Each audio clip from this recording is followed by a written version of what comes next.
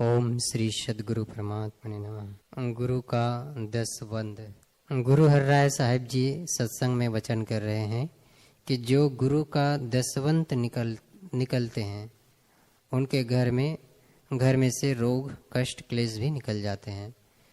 एक आदमी जो बहुत गरीब था उठा और बोला कि महाराज मैं बहुत गरीब हूँ, मैं कैसे दसवंत निकालूं, धर्मशाला में देते भी शर्म आती है। तो महाराज ने कहा कि कितनी रोटी खाते हो? वो बोला 4। महाराज आज से 3 रोटी खाओ और 1 रोटी दान दो। आदमी बोले 1 रोटी से क्या होगा? महाराज बोले तेरी 1 रोटी दान करने से तू हजारों रोटी दान करने वाले बन जाएगा, तेरी 1 रोटी बरकत देने वाली बन जाएगी।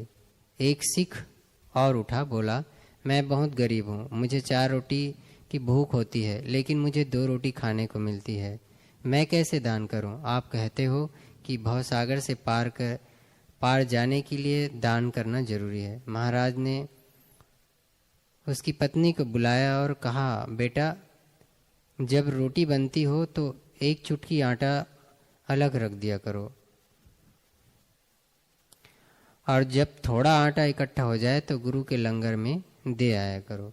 तो उस गरीब ने कहा कि बादशाह 1 चुटकी से क्या होगा? तो महाराज ने एक घटना सुनाई।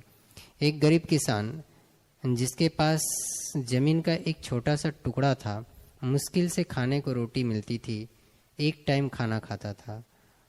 उसके झोपड़ी के छत पर एक चिड़िया का जोड़ा रहता था। उन्होंने तय किया कि यह किसान भोला है, इससे कुछ नहीं पता, हम इसके अनाज से 4 दाने रोज गुरु के लंगर में डाल देंगे। उन्होंने ऐसा करना शुरू किया और किसान को बरकत होने लगी। हमें इस समाज में सिर्फ लेना सिखाया है, देना नहीं। लेकिन कुदरत का नियम है कि जो हमें चाहिए वो हमें बांटना होगा। सुख चाहिए तो सुख बांटो। जैसा व्यवहार आप दूसरों से चाहते हो वैसा व्यवहार पहले आप दूसरों के साथ करो।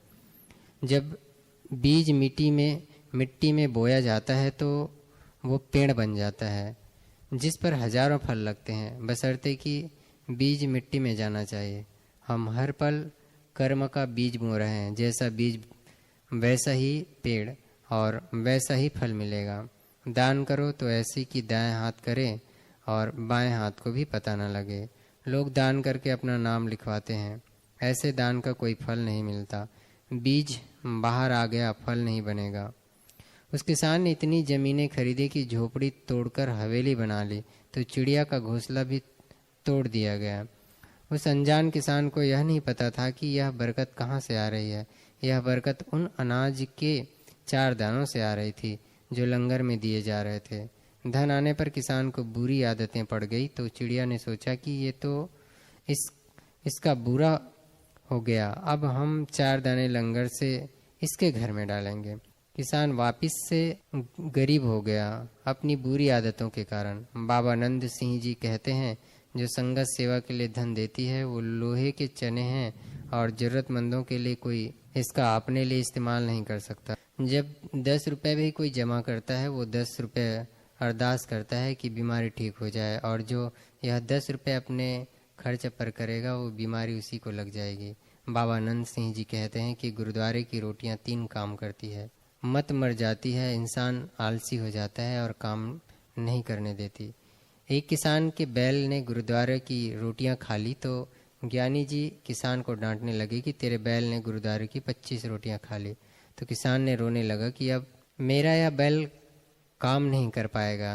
गुरुद्वारे की रोटी खाने के लिए नित्य-नेम पूरा होना चाहिए, इसलिए गुरुद्वारे में जितना प्रसाद मिले उतना खाओ और मत मांगो। जो संगत धन सेवा में देती है वो किसी और को इस्तेमाल नहीं करने चाहिए, वरना कुल के कुल खत्म हो जाते हैं। उस किसान ने महाराज से पूछा कि मैं अमीर कैसे हुआ था? तो महाराज ने बताया कि जो 4 दाने चिड़िया का जोड़ा तेरे घर से लाकर लंगर में डालता था उसके कारण तुझे इतनी बरकत मिली थी।